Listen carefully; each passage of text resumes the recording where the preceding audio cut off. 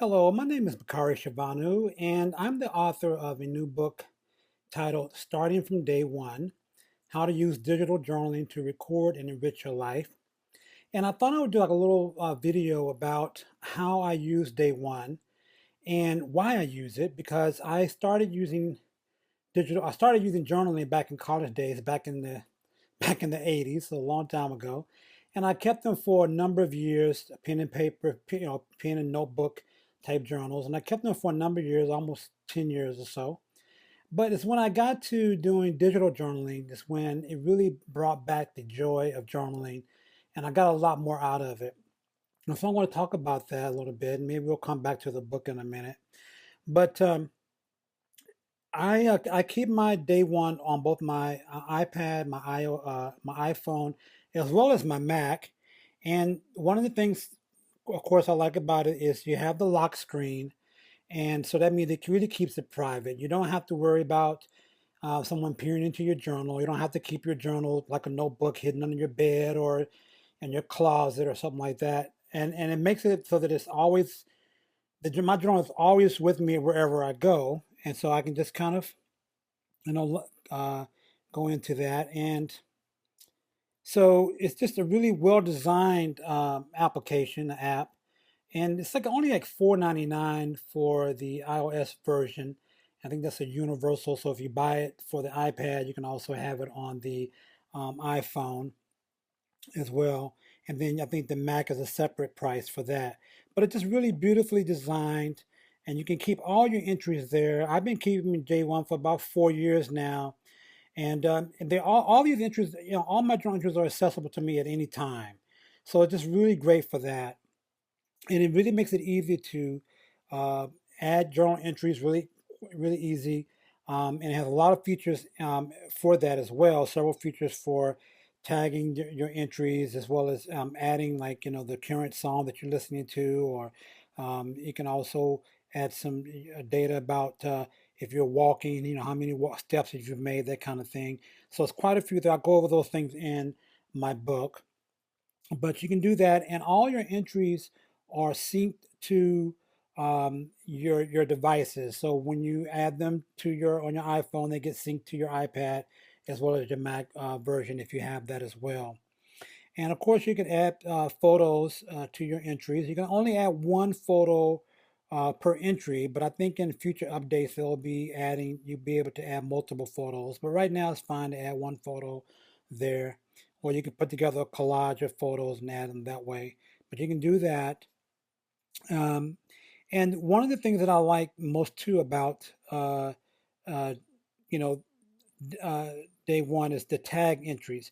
Day one does not have multiple journals or folders. So you use tags instead. And so, like for instance, when I was writing my book, I kept a lot of entries about writing my book. And matter of fact, I probably wrote more entries about writing the book than I did actually writing the book itself. But anyway, it was just really helpful in that process to write about my experiences, write about the challenges, and it just really kind of helped me to get through the book. I think that the act of writing about it, and that's what writing does to you. Matter of fact, that it just helps you to learn things, helps you to process things, it helps you to get through things. Anyway, um, the tagging, so you can tag entries with one or more tags, and you can filter those entries so that if I want to just read the entries about my book project, then I can just do that here. And so then you can go through and go to the go here to settings, and you can go down to export to PDF, and it enables you to export all your entries in day one to one PDF, which you should do. You should do that at least every year, back up that year's worth of entries to PDF so you have them archived. That's one way of doing it. And you can also filter your tags, as I've done. You can filter them here. You can filter one or more tags and filter those into a PDF as well. And one of the things that I did for the first 3 years of my using day one entries, I printed them out in the book just to see how it would look, and it was just phenomenal to see. It really did really well in printing it up And I'm not sure if I'll leave this book to my family or not, but it's just nice to be able to have that backed up into a book form. And again, you can, if you have, say, a bunch of entries about your family or your children that you want to pass along to them, or you can just, again, filter those tags and then have them printed into a book. And I talk about that in my own book about how to get that done, that process. So it's really great for that right there. I don't really think that it needs folders per se. I know some people call for that, but tagging is really the best way to use it. And so really beautifully done that way. And one of the things you'll see that is, after you start, keeping your journals, and if you keep them up for, 5, 10, 15, 20, 30 years, it's just a wonderful way to look back on your life and your experiences and some of those things that experiences that you've forgotten about, or things that you overcome, and you just go back and read back over those things. And I don't mean that from kind of a narcissistic way, but I mean it just in terms of being able to document your life like you would do in pictures. But when you do it in words, it's much easier. It's much more enriching to do that. Um, and so, if you've never tried digital journaling, I would give it a try. It's just a wonderful way to do it.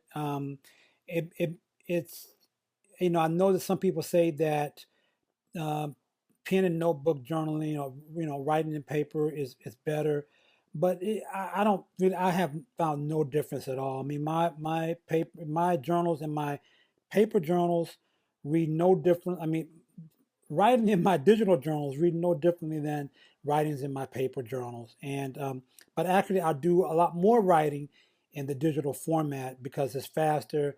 And I can take my journal anywhere I have it, take it with me anywhere I go. And so it's just really great in that response. And so if you haven't tried it out, definitely do that. It's really worth it. And try out my book as well if you're new to digital journaling and journaling in particular.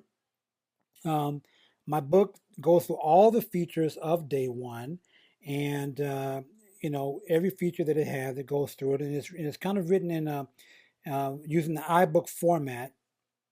So that means that it's very interactive. And so many, like I go through all these, and you can tap on these different screenshots. And there's over 150 screenshots um, in the book. And and I cover every feature there. So some of the obvious features, and also some of the not so obvious features of day one. So I explore all those. And then the second half of the book, you can the squeeze here. Oops. Squeeze here to get to the table of contents, right? And in the second half of the book, I give a lot of prompts and projects um, for um, for keeping a journal and maintaining a journal. So you get a lot of projects from that. Talking about like morning pages, a stepping stone exercise, scrapbook entries, that kind of thing. So it's about six chapters of that for journaling projects, that just enough ideas there to last you for a long time. And so check that out as well. And if like if you like day one, email me, let me know what you think about it. Give me your feedback on it. Give me some feedback on the book as well. I'd love to hear from you. But I just highly recommend using digital journaling. Even if you are already doing kind of pen and paper journaling, try out digital. See what it can do for you. There's a lot of advantages for that. So thank you for taking the time to listen to my video, and hope to talk to you soon. Thanks a lot. Bye-bye.